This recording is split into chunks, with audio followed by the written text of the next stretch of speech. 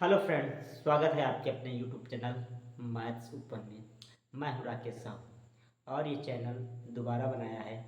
पहला वाला channel block हो चुका है, तो इस वाले चैनल को सब्सक्राइब कीजिए जो नया चैनल है। और इसके भी चैनल के जो सब्सक्राइबर हुए हैं लगभग 12-15 के लगभग हुए हैं। और जो पहला वाला चैनल था उसके लगभग 160 लगभग हो चुके थे। और उस चैनल को अनसब्सक्राइब कर दीजिए और इस चैनल को सब्सक्राइब कीजिए। तो वीडियो है, भिन्नों को आरोही क्रम में लिखना है। Right the ascending order of fraction. तो भिन्नों को आरोही क्रम में कैसे लिखते हैं, तो पहले हम जान लेते हैं कि आरोही क्रम में कैसे, आरोही क्रम में होता क्या है। तो आरोही क्रम में सबसे पहले छोटी संख्या को लिखा जाता है, फिर उससे बड़ी संख्या को लिखा जाता है, फिर उससे बड़ी, और आखिरी में सबसे बड़ी संख्या को लिखा जाता है। तो यहाँ पर भिन्न के रूप में दे रखी हैं, तो भिन्नों के रूप में दे रखे हैं, तो इनको कैसे लिखेंगे। तो यहाँ पर हम देखेंगे, पहला क्वेश्चन है 4/7 का 2/7 3/7 1/7। यहाँ पे देखेंगे कि चारों पदों में जो हर है वो समान है। अगर ऐसा है कि सभी पदों में हर समान है और उनको आरोही क्रम में लिखना है तो बहुत ही आसान है। तो देखते हैं क्या कि पहले हम उतार लेते हैं 4/7 कामा 2/7 कामा 3/7 कामा 1/7। देखेंगे क्या कि चारों पदों में जो हर है वो समान है। यदि ऐसा है कि सभी पदों में हर समान है तो छोटा अंश वाला भिन्न सबसे छोटा कहलाएगा, और उससे बड़ा वाला भिन्न उससे बड़ी संख्या कहलाएगी, उससे बड़ी वाला अंश उससे बड़ी कहलाएगी, और जिसका अंश सबसे बड़ा होगा वो सबसे बड़ी भिन्न कहलाएगी।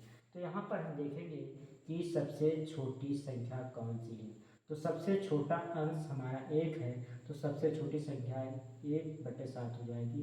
तो 1/7 सबसे छोटी होगी और इसका निशान ऐसे लगाएंगे। इससे बड़ी हमारा 2 है, जिसका अंश 2 है, तो ये 2/7 हो जाएगा। और इससे बड़ी हमारा है 3/7, जिसका अंश 3 है, 3/7 हो जाएगी। और सबसे बड़ा अंश 4 है, तो सबसे बड़ी संख्या हो जाएगी 4/7। तो इसको जो आरोही क्रम में लिखना था, तो सबसे यही हमारा आंसर होगा 1/7, यानी सबसे छोटी 1/7 है, उससे बड़ी 2/7, उससे बड़ी 3/7 और सबसे बड़ी 4/7। यही आपका आंसर होगा। तो आरोही क्रम में कैसे लिखते हैं, सबसे पहले सबसे छोटी संख्या लिखेंगे, फिर उससे बड़ी लिखेंगे, फिर उससे बड़ी, और आखिरी में सबसे बड़ी संख्या लिखी जाती है। तो इसी तरीके से हम अगला क्वेश्चन देखते हैं। क्वेश्चन है 4/9 कामा 2/9 कामा 5/9 कामा 7/9। इन देखेंगे कि क्या सभी पदों में हर समान है। यदि ऐसा है तो सबसे छोटा अंश वाली भिन्न सबसे छोटी संख्या होगी, फिर उससे बड़ा जो अंश होगा उससे बड़ी गिनती होगी, फिर उससे बड़ा जो अंश होगा उससे बड़ी होगी, और जिसका अंश सबसे बड़ा होगा वो भिन्न सबसे बड़ी होगी। तो यहाँ पर हम करते हैं आरोही क्रम में लिखते हैं। तो हम देखेंगे कि क्या सभी पदों में हर समान है। हाँ, तो सभी पदों में जो हर समान है। अब देखेंगे कि सबसे छोटा अंश कौन सा है, तो सबसे छोटा अंश 2 है, तो ये सबसे छोटी भिन्न कहलाएगी 2/9। ये इधर अगर इस तरफ खुला है तो ये बड़ी संख्या मानी जाएगी, और जिस तरफ ये बंद होता है तो उस तरफ की गिनती छोटी मानी जाती है। तो सबसे अंश छोटा 2 है, तो सबसे छोटी संख्या 2/9 हो जाएगी। इससे बड़ी संख्या कौन सी होगी, तो चेक करेंगे कि अंश में 4 इससे बड़ा है, तो इससे बड़ी संख्या हो जाएगी 4/9। फिर इससे बड़ी कौन सी है, इससे बड़ी जिसका अंश बड़ा होगा तो इससे बड़ी हो जाएगी 5/9। 5/9 इससे बड़ी है। और इससे बड़ी कौन सी होगी, 5 से बड़ा अंश 7 है, तो 7/9 हो जाएगा। तो सबसे छोटी संख्या 2/9, फिर उससे बड़ी 4/9, फिर उससे बड़ी 5/9, फिर उससे बड़ी 7/9। तो यही आपका आंसर होगा। इसी तरीके से क्वेश्चन नंबर तीसरा देख लेते हैं, और इसको भी लिखना है आरोही क्रम में, यानी असेंडिंग ऑर्डर में। तो हम देखेंगे क्या सभी पदों में जो हर है वो क्या समान है। अगर ऐसा है तो सबसे छोटा अंश वाला भिन्न सबसे छोटी संख्या होगी, फिर उससे बड़ा अंश उससे बड़ी होगी, और जो सबसे बड़ा अंश होगा वो सबसे बड़ी होगी।